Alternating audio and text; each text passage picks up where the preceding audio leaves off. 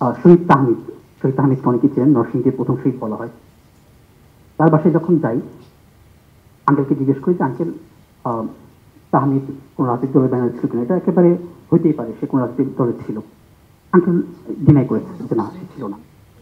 পরবর্তীতে শুনি ওই বাসারই এক মেম্বার বলেছেন যে হ্যাঁ, সে ইসলামী শাসনতন্ত্র ছাত্র আন্দোলনের সদস্য ছিল। ফাইন, এটা সে হইতেই পারে, কিন্তু তার বাবা এটা বলতে পারছে না কেন? বলতে পারছে না এই কারণে, বিএনপি বা ছাত্রদল তারা আবার শহীদ তাহমিদকে নিজেদের শহীদ হিসেবে ঘোষণা করেছে। শহীদ তাহমিদের কবরে যখন যাই, তখন দেখলাম যে রাজনৈতিক দলের ব্যানারের ফুলের তোড়া হচ্ছে তার কবরে সাজানো।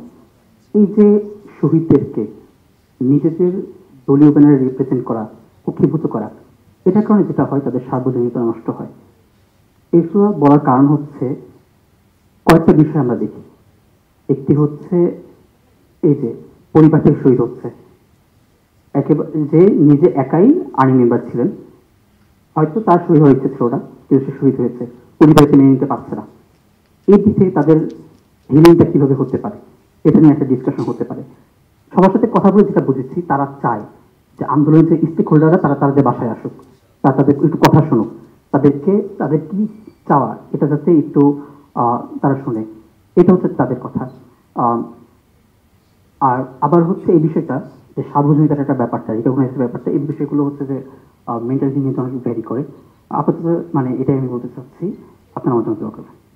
আমরা হচ্ছে ভিকটিমের ক্যাটাগরি করছি এই হিসেবে কার চোখ চলে গেছে, কার হাত চলে গেছে, কে পঙ্গুত্ব বরণ করেছে, কিন্তু আমার কাছে যেটা মনে হয় ভিকটিমের মেন্টাল দিক থেকেও আর কিছু ক্যাটাগরি আছে।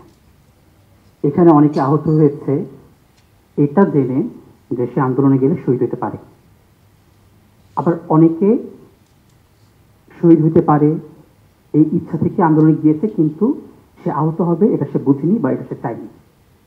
আর বড় একটা অংশ যারা আহত হয়েছে বা শহীদ হয়েছে, বা তাদের এটার ইচ্ছা ছিল না বা এমনটা হবে তারা ভাবেনি। এদিক থেকে তাদের মেন্টাল প্রেশার, তাদের মেন্টাল ট্রমারও অনেক ভ্যারি করে, এটা আমার কাছে মনে হয়।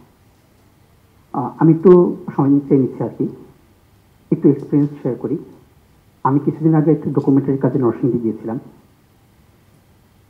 শহীদ পরিবার, আহত, এরপর হচ্ছে নির্যাতিত, তাদের যখন সাক্ষাৎকার নিই বেশ ডিসঅ্যাপয়েন্টেড হই। এক শহীদের অবস্থা এরকম, তার ছোট ভাই প্রতিবন্ধী, তাদের মানে তিনি ঘরে মানে আর্মি মেম্বার ছিলেন। তিনি শহীদ হওয়ার পরে এখন সরকার থেকে যে হেল্পটা বা অন্যান্য যারা তাদেরকে ফাইন্যান্সিয়াল হেল্প করতে চায়, এই টাকাটা কে নিবে, মা নিবে না বাবা নিবে, এটা নিয়ে দ্বন্দ্বটা এই পর্যায়ে, মানে এই টাকাটা যাতে বাবা না পায় তাই মা বাবা নামে কেস করেছেন। এটা হচ্ছে অবস্থা। অবস্থা এরকম, এক শহীদের ভাই সাক্ষাৎকার নিতে গিয়েছিলাম।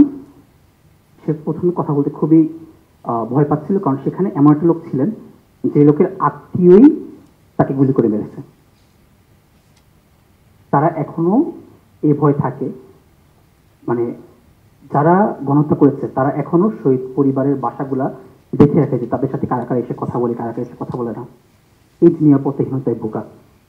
আরেকটা যদি বলি, এটা অনেক পলিটিক্যাল, তারপরে বলি